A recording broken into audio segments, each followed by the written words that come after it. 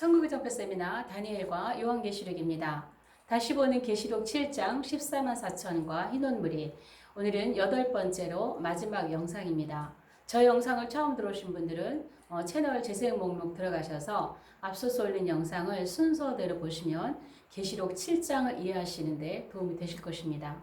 지난 영상까지 14만 4천에 대해서 좀 여러 편에 나누어서 살펴보았습니다. 같은 선상에서 오늘은 흰옷 무리에 대해서 좀 살펴보려고 합니다. 자, 흰옷 입은 자들은 어디서 왔는가?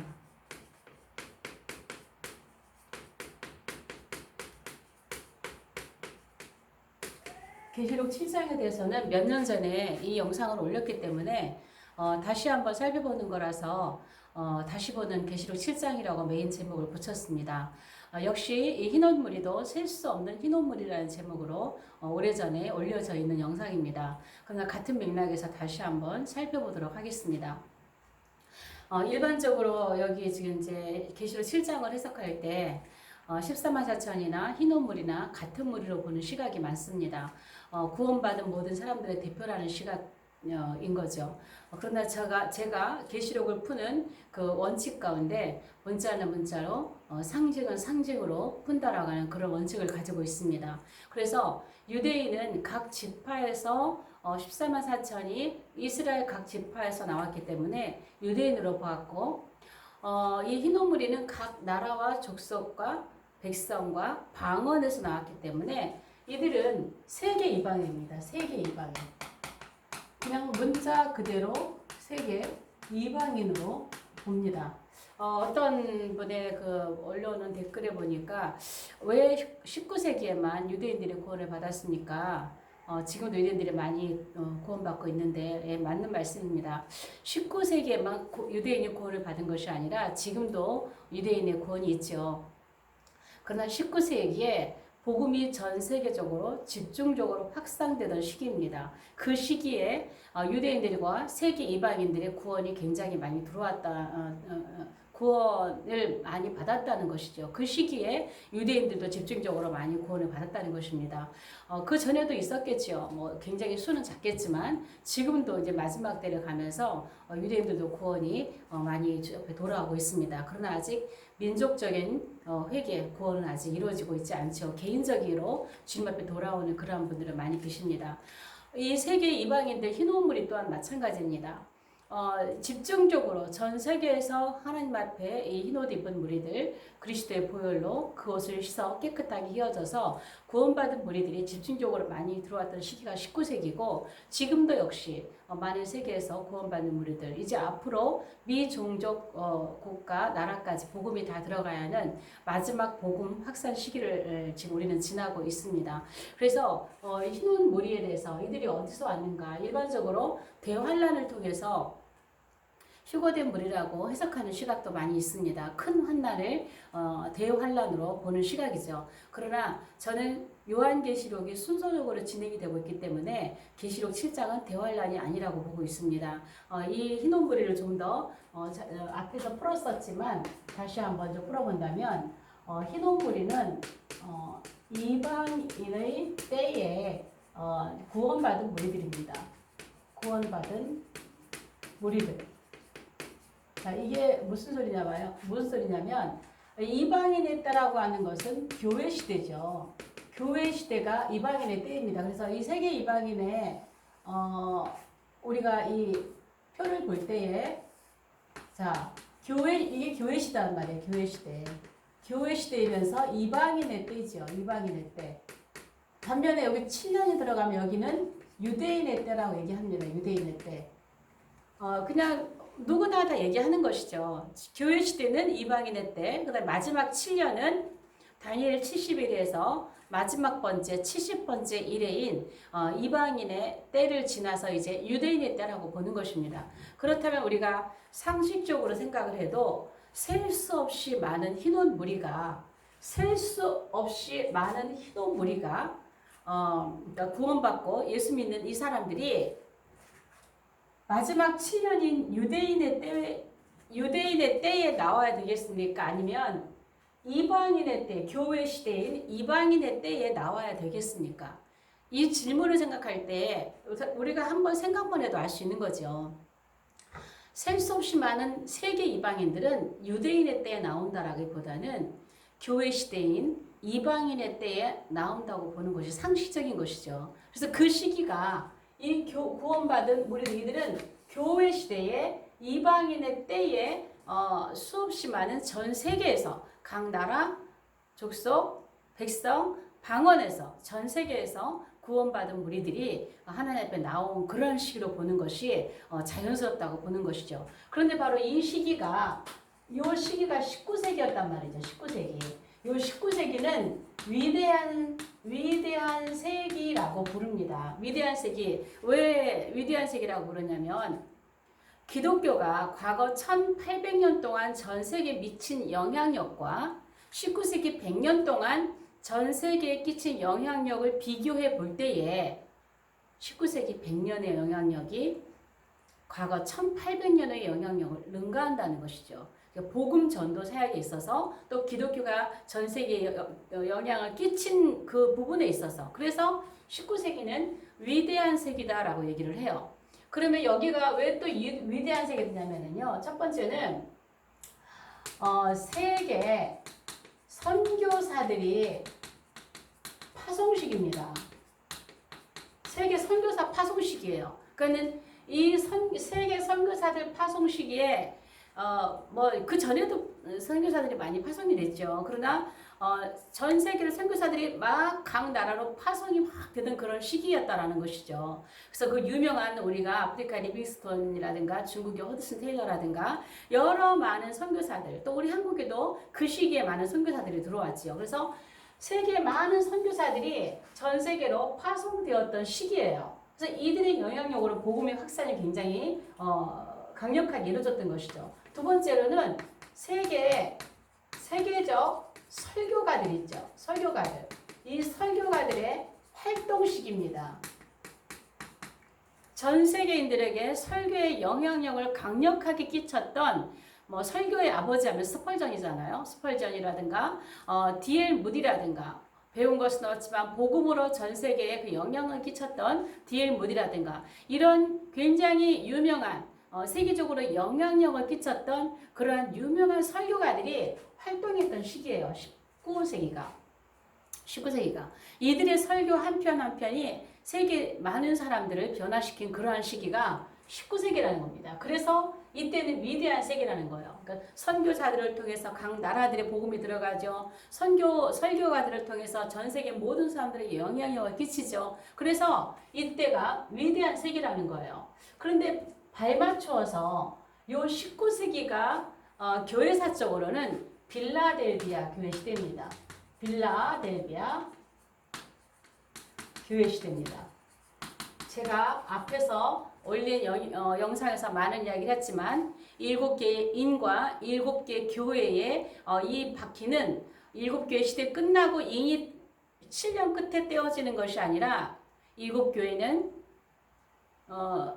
구속사로 그 다음에 7위는 심판사로 2개의 바퀴가 같이 코드를 가지고 굴러가고 있다라고 앞에서 영상에 강의한 부분들입니다. 그렇다면 이 빌라델비아 교회 시대는 6번째 인의 시대입니다. 6번째 교회와 6번째 인의 시대는 함께 가고 있었습니다. 그래서 이 빌라델비아 교회 시대는요.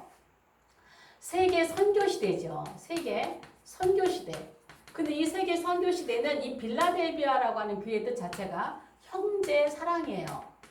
한 영혼을 사랑하는 마음이 없으면 복음을 전할 수가 없지요. 그래서 교회 이름 자체가 세계 선교 시대인데 빌라델비아 교회 시대가 세계 선교 시대입니다. 그러면 예수님께서 마태복음 24장에서 말씀하신 것처럼 복음이 온 세계에 전파되면 그제야 끝이 오리라 그랬어요. 그래서 이제 복음이 온 세계로 확산되는 시기가 끝이 굉장히 가까운 시기라는 것이죠. 그래서 교회사적으로는 이렇게 복음이 확산되는 시기였고 세계 심판사적으로 6번째 인의 시대는 각종 그 자연계의 지진이라든가 유성군이라든가 뭐 다리 테트라드 현상이라든가 여러 가지 많은 자연계에 놀라운 그러한 이변 현상들이 일어나면서 종말을 알리고 있었다라는 것이죠. 예수님의 마태복음 24장에서 종말을 알리는 신호가 세계 복음 전파예요. 전 세계로 복음이 전파되는 시기가 종말을 알리는 사인이거든요. 그러니까 여섯 번째 인해 사건도 세계 종말을 알리는 사인을 주고 있는 거고, 교회 시대의 빌라델비아 교회가 시대에 전 세계 복음이 선포되어지는 것도 그것도 종말이 가까이 왔다는 사인이라는 것이죠. 그래서 세계 선교 시대예요. 형제 사랑의 이름을 가진 이 교회의 시기인데, 이 빌라델비아 교회 시대는 계시록 3장 8절에 보면 열린문 교회 시대입니다. 열린문 교회 시대예요. 그럼 무엇이 열려 있느냐? 구원의 문이 열려 있고 복음의 문이 열려 있어요. 그래서 이 구원과 복음의 문이 전 세계로 확산돼 들어갈 때에 여기서 말씀하시는 거죠. 열면 닫을 사람이 없고 닫으면 열 사람이 없다. 그러니까는 교회의 문이, 복음의 문, 이 구원의 문이 전 세계를 향해서 가는데 이거를 문이 열리지 못하도록 계속 닫으려고 하는 세력들이 있었지만, 이게 뭐겠어요? 복음이 들어갈 때 핍박 세력이겠죠. 그럼 닫으려고 하는 세력이 있었지만 닫을 수가 없었다는 것이죠. 닫을 수가 없을 만큼 강력하게 복음이 전 세계로 막 밀고 확산되면서 밀고 들어갔던 시기가 빌라델비아 교회 시대입니다. 그래서 열린문 교회 시대라고 얘기하고 있어요. 반면에 이 교회에 주님께서 칭찬하신 게 있어요. 이 교회는 작은 능력을 가졌어요. 작은 능력을 가졌는데 이 교회는 이 작은 능력을 가지고도 내 말을 지켰다고 말씀하고 계세요. 내 말을 지켰다. 이 내 말을 지켰다라는 말씀 속에서 우리가 생각할 것은 뭐냐면, 예수님의 말씀을 지킨다는 게 뭘까요? 이거는 저는 지상명령이라고 봐요. 지상명령. 예수님께서 승천하실 때에 3년 동안 복음을 전하셨던 천국 복음을 모든 족속으로 제자를 삼아서 그 복음을 전하라고 그랬죠. 그래서 이것이 집중적으로 확산되면서 예수님의 지상 명령이 확산되었던 시기가 바로 이 시기예요. 그래서 작은 능력을 가지고도 주님의 말씀을 지켰던 교회가 빌라델비아 교회 시대입니다. 화려하고 정말 특별하게 내놓을 만한 어떤 엄청난 능력을 행하는 건 아니었지만, 형제를 사랑하는 그 마음을 가지고 전 세계 복음을, 한 영혼이라도 지옥 가면 안 된다고 하는 천국 복음을 가지고 나아갔던 시기가 이 빌라델비아 교회 시대입니다. 그런데 이 빌라델비아 교회 시대에 요때 계시록 4장에서는 계시록 7장에서는 종려 가지를 들고 나오는 무리들이 보입니다. 종려 가지를 들고 등장을 하는데, 이들이 이 종려 가지라는 것은 영광, 찬양, 부활, 또 승리, 평안, 좋은 것은 다 붙어 있죠. 안식. 성경에는 종려가지가 많이 등장을 합니다. 근데 종려가지에는 이렇게 좋은 뜻들이 다 들어있어요. 그래서 이 종려가지가 있는데, 한 장로가 이 종려가지를 들고 이제 이 흰옷 입은 자들은 누구인가라고 묻지요. 흰옷 입은 자들은 누구인가라고 사도 요한에게 묻습니다. 8장에 보면 7장 13절에 보면 장로 중 하나가 응답하여 나에게 이르되 이 흰옷 입은 자들은 누구며 또 어디서 왔느냐. 자, 이렇게 질문하는 질문 앞에 사도 요한이 모르겠다는 거죠. 14절의 말씀 보면 내가 말하기를 내 주여 당신이 아시나이다. 내 주여 당신이 아시나이다. 이 말씀 속에는 사도 요한이 흰옷 입은 자들을 봤겠죠. 딱 봤는데 그들이 종려가지를 들고 흔들고 있어요. 자, 9절에 보면은 7장 9절에 보면은 흰옷 입은 자들이 종려가지 흔들고 있잖아요. 사도 요한이 이 흰옷 입은 자들이 누구냐라고 묻는데 사도 요한이 그들을 딱 보니까 손에 종려가지를 들고 있단 말이에요. 그런데 사도 요한이 그 장면을 딱 보는 순간에 무엇을 회상했을까요? 사도 요한이 젊었을 때에 예수님께서 낙이 타고 입성하실 때 유대인들이 종려가지를 흔들었습니다. 자, 유대인들이 종려가지를 흔들면서 예수님을 환영했었죠. 이거를 회상을 하겠죠. 그러니까 당시에 종려가지를 흔들 때 이 당시에 이 장소에 사도 요한이 있었단 말이에요. 사도 요한도 그 자리에서 주님과 함께 낙이 타고 입성하시는 주님과 함께 그곳에 있으면서 어쩌면은 모르죠. 사도 요한도 종려가지를 흔들렸을 수도 있겠죠. 그 현장에서 그때를 회상했을 거예요. 그래서 그 장면을 봤을 때 회상을 해보니 그때는 우리 유대인들이 예수님 앞에 낙이 타고 입성하시는 예수님을 어린 나귀를 타시고 입성하신 예수님을 환영하면서 종려가지를 흔들었거든요. 그때 뭐냐 예수님을 왕으로 초대하면서 이스라엘의 다윗의 자손이 호산나 다윗 자손이요 이스라엘의 왕으로 오시느냐 다윗의 나라요 하면서 이스라엘의 왕으로 입성하실 예수님으로 기대하고 종려가지를 흔들었었단 말이에요. 요때 사건이 초림의 사건이에요. 초림의 사건. 종려가지를 흔들었을 때 이 땅에서 유대인들이 흔들었을 때는 유대인들이 종려가지를 흔들었을 때는 예수님의 초림 사건입니다.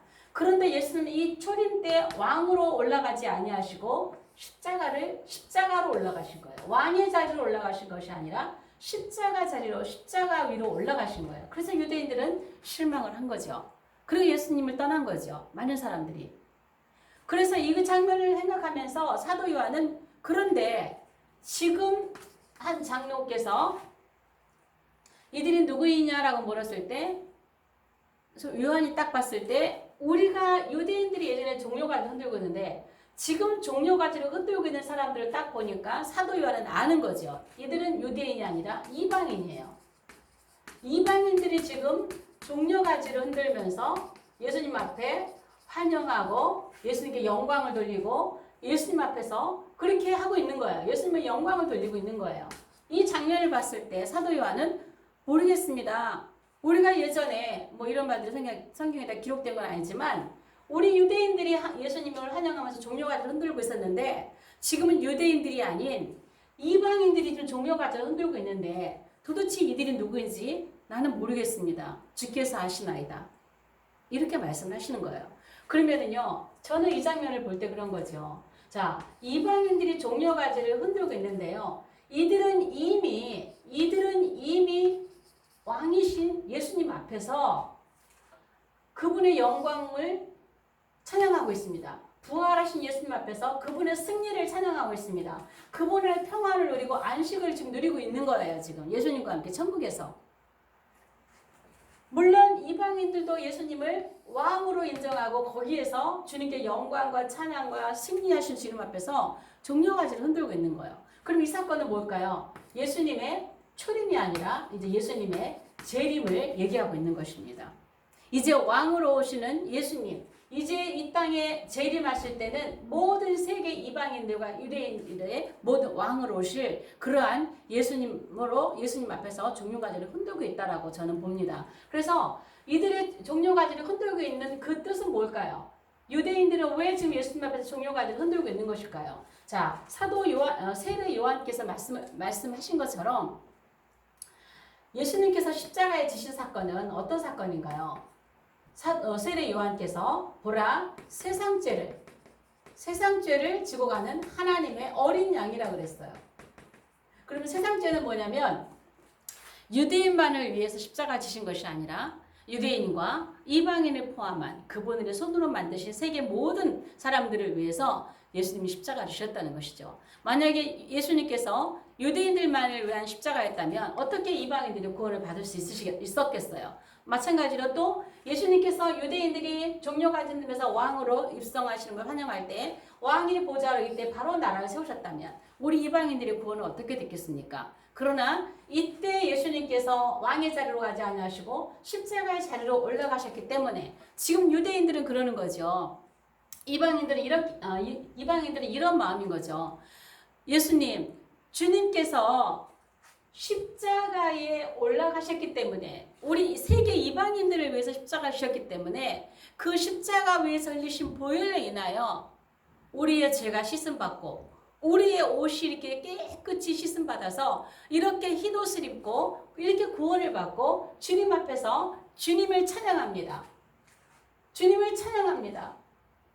그리고 그 죽음의 십자가의 죽음으로 끝나신 것이 아니라 승리하시고 부활하시고 승리하신 것을 찬양합니다.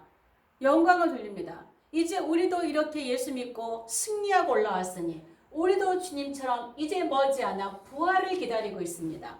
이들은 지금 휴거된 사람들이 아니에요. 주님 앞에서 그들도 지금 부활을 기다리면서 그분 하나님 앞에서 예수님 앞에서 왕이신 예수님 앞에서 찬양과 영광을 드리고 있는 거예요. 그분 안에서 평안을 누리고 안식을 누리고 있는 가운데서 그들은 이렇게 예수님 앞에 찬양과 영광을 돌리고 있다라고 봅니다. 예수님께서 십자가에 올라가실 때, 십자가에 가실 때 어린 나귀를 타셨거든요. 어린 나귀. 자, 어린 나귀는요. 어린 나귀 등에 올라갈 수 있는 무게는요. 38kg입니다. 38kg.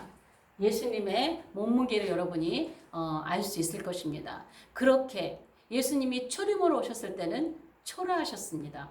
예수님이 초림으로 오실 때는 지금 영화에서 나오는 예수님의 모습과 같은 그러한 모습이 아니었다라는 것이죠. 그래서 이사야는 잘 표현하고 있다고 봅니다. 우리가 흠모할 만한 것이 아무것도 없는 그러한 초라한 모습으로 나귀 타고 십자가에 왕으로 입성하셨으나 십자가에 올라가신 것은 유대인의 왕으로 뿐만이 아니라 이제 세계 만왕의 왕으로 오실 세계 만왕의 왕으로 오시기 위해서 세계 만민을 구원하시고 이제 세계 만왕의 왕으로 오셔서 메시아 왕국을 이 땅에 이루셔서 1000년 동안 통치하시기 위해서 예수님은 십자가에 올라 죽으셨던 것입니다. 그로 인해서 이방인들은 구원받고 그분 앞에서 찬양과 영광을 올려드리는 종려가지를 흔들고 있었던 것입니다.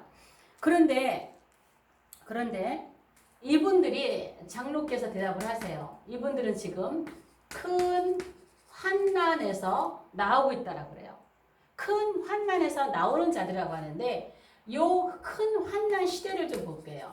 자, 이 큰 환난을 대환란이라고 많이 풀고 있는데요. 대환란이 아니에요. 이 큰 환난은요. 이거는 민족 독립 국가 시대입니다.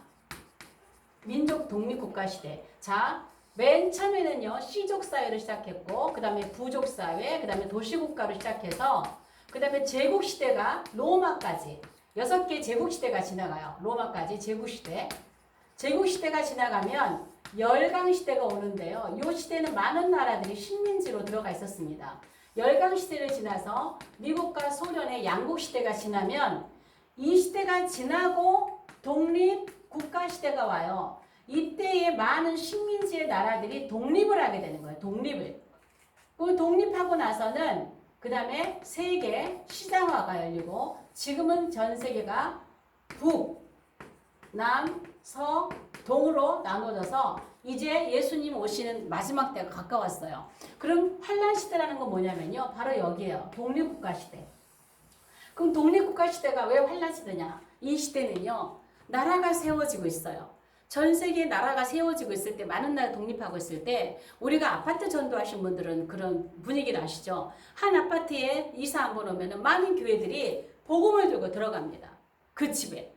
마찬가지로 나라들이 독립이 되어 있을 때에 많은 나라들이 복음을 가지고 전 세계에서 복음을 가진 사람들이 각 나라로 복음을 갖고 들어가는 거예요. 그럼 각 나라에 복음이 들어갈 때예요. 복음 들어갈 때 각 나라에서 기다렸습니다. 어서 오십시오 했던가요?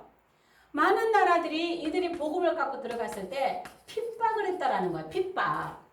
우리나라도 마찬가지. 이 시기대에 우리나라 들어왔고 전 세계 나라들이 이 복음이 들어갈 때 핍박을 했다라는 거예요. 이게 뭐냐면 빌라델비아 교회 시대에 열린문 교회 시대거든요. 열린문으로 복음과 구원이 전 세계로 막 열려 들어가는데 각 나라마다 복음이 들어오지 못하도록 막 핍박을 했다라는 거예요. 나라가 세워지고 초창기에 이런 복음이 들어올 때요. 많은 핍박 가운데서 얼마나 많은 사람들이 순교를 했나요? 그러니까 복음을 받은 자들이 핍박이 올 때 멈추는 것이 아니라 아예 그냥 이 핍박을 핍박을 받으면서 아예 그냥 순교의 피를 전 세계에 뿌려버리는 거예요. 순교 피를. 그 자리에서 순교의 피를 뿌려버리는 거예요. 그렇기 때문에 복음이 전 세계로 이 시기에 확산이 된 거예요. 이럴 때에 각 나라에 이게 큰 환난 시대예요. 여기 큰 환난이 뭐냐면 들립시스예요. 들립시스인데 들립시스는 뭐냐면 육체의 폭력을 가하는 거란 말이에요. 자연재해가 아니에요. 이때 뭐 세계 전쟁, 어떤 분은 이때 뭐 아편 전쟁이 세계 무슨 전쟁이니 전쟁이 그런 환난이 아니에요. 그거는 오딘입니다. 재난. 이거는요 짐승 세력들이 우리 육체에 압박을 가하는 그런 핍박이란 말이에요. 그러니까 그게 대환란에도 있지만 이때도 짐승 세력, 복음을 핍박하는 세력들이 무슨 세력들인가요? 짐승 세력들이죠. 그러니까 복음을 핍박하면 복음을 가진 자들의 육체를 압박하는, 핍박하는 그러한 것이 들립시스 환란이란 말이에요. 그러니까 뭐 이때 무슨 전쟁이다, 세계가 무슨 전쟁이다 이런 시기를 말하는 게 아니라 복음이 핍박을 받던 시기예요. 그래서 많은 사람들이 순교자들이 일어났던 시기라는 거예요. 이 시기가. 그러므로 이 큰 환난 시대는 복음이 들어가던 각 나라에 많은 나라에 독립하던 그 시기에 복음이 들어갈 때에 그 복음이 들어가는 곳마다 환난과 핍박, 문을 닫을 수가 없어요. 아무리 닫으려고 닫을 수가 없기 때문에 그들이 순교함으로 그들이 큰 환난을 겪었다고 하는 것이죠. 그런데 이렇게 환난을 겪었던 자들을 나오는 자들 그래요. 나오는 자들. 이 나오는 자들이 에르코마이예요. 에르코마이. 에르코마이는 오다, 가다, 나타나다, 들어오다 뭐 이런 뜻이에요. 들어오다. 그러니까 이 에르코마이, 그러니까 이 사람들은 휴거된 무리라고 자꾸 하르파즈라고 그러잖아요. 휴거된 무리들이 아니에요. 에르코마이는 지금은요. 지금 현재 오다 가다. 이게 무슨 뜻이냐면 환란에서 나온다라고 하는 것은 자 여기는 세상이라고 보고 쉽게 얘기해서 여기는 천국이라고 봅시다. 자 이들이 순교의 피를 뿌릴 때 세상에서는 가는 거야. 가다. 천국에서 볼 때는요. 오다예요. 나타나다. 또 들어오다. 들어오다. 그러니까 이 장로께서 뭐라 그래요? 큰 환난에서 나오는 자들이다라고 하는 것은 세상에서 환난과 핍박을 이기고 순교하면서 지금 천국으로 한 사람 한 사람 세상에서 나오고 있다라는 거예요. 세상에서 나오는 자들이라는 거예요. 그러니까 우리도 이 세상에 살다가 죽으면 천국에 에르코마이 하는 거예요. 천국에 들어가는 거예요. 들어가는 것도 에르코마이, 나오는 것도 에르코마이, 가는 것도 에르코마이, 오다도 에르코마이예요. 그래서 우리가 이 세상에서 갈 때도 가다의 에르코마이, 천국의 입장에서 볼 때는 천국에 들어오니까 나타나다 들어오다 에르코마이예요. 그래서 이들은 지금 큰 환난을 이기고 핍박을 이기고 순교하면서 천국에 지금 한 사람씩 들어오고 있는 것입니다. 그러나 휴거는 한 사람 한 사람 들어오지 않아요. 한꺼번에 샥 들어가는 거죠. 이들은 한꺼번에 샥 들어간 사람들이 아니에요. 한 사람씩 그 시기를 지나면서 이 순교하면서 핍박과 환란을 거치면서 이 큰 환란 시대에 복음이 들어간 이 민족 독립국가 시대에 이 시대에 순교하며 들어갔던 집중적으로 그렇게 들어갔던 자들이라고 말하고 있는 것입니다. 그래서 이들은 나오는 자들이라는 거예요. 마지막으로 이들은요 흰 옷을 입고 있습니다. 흰 옷 입은 자들이다라고 말하는 게 9절에 한번 나오고 13절에도 나오고 14절에도 나오고 3번을 나와요. 반복을 하는데 이 흰 옷이 뭐냐면 스톨레입니다. 스톨레. 자, 이 스톨레는 지금 누가 입고 있는 옷이냐면요. 5번째 인에서 순교자들이 입고 있어요. 5인에 보면 순교자들이 있잖아요. 순교자들에게 예수님께서 흰 두루마기를 주시죠. 그 두루마기가 스톨레예요. 이 스톨레는 뭐냐면 제가 옷에 대해서 강의를 올려드린 게 있죠. 이 스톨레라고 하는 것은요. 죽어있는 성도들이 입고 있는 옷입니다. 잠시 걸치고 있는 옷이에요. 이들은 지금 죽어있으나 예수님께서 5번째 그 인의 순교자들에게 잠시 동안 기다리라고 그랬어요. 그 흰옷을 주면서 두루마기를 주면서 잠시 동안 기다려라. 천국에 가면 시공이 사라지기 때문에 하루가 천년이 하루입니다. 그래서 그들은 잠시 기다리는 거예요. 그래서 이들은 이 순교자들이 이 스톨레를 입고 잠시 동안 기다리는 것이죠. 그러면 이들도 지금 이 건옷, 이 스톨레가 긴 옷, 권위를 상징하는 옷, 잠시 걸치는 옷 이런 옷인데 이 땅의 계시록에 보면 죽어있는 성도들이 입고 있더라는 것이죠. 그들이 순교자들이었고 바로 7장에는 흰옷 무리가 입고 있는 옷이 스톨레예요. 만약에 이들이 부활한 사람들이라면요, 카타로스를 입고 있어야 돼요. 정결하고 순결하고 깨끗한 카타로스를 입고 믿고 있어야 돼요. 다시 부활한 사람이라면. 아니고 부활한 사람도 아니고 현재 살아있는 사람들이라면은 히마티온을 읽고 있어야 돼요. 그런 아이들은 지금 죽어서 천국에 머물면서 부활을 기다리고 있는 이 5번째 있는 순교자들과 똑같은 스톨레를 입고 있다라는 이 사실을 볼 때에 이들은 결코 휴거된 무리가 아니라는 것을 우리는 볼 수가 있습니다. 그래서 이 흰옷 입은 자들은 일반적인 해석과 같이 대환란을 거치면서 그 순교한 자들이 아니라 교회 시대에 집중적으로 구원받은 세계 이방인들이라고 볼 수 있습니다. 오늘 영상은 여기까지 하겠습니다. 영상이 좋으시면 좋아요, 구독, 공유, 채널 소개, 그리고 댓글로 응원해 주시면 감사하겠습니다. 다음 영상에서 뵙겠습니다.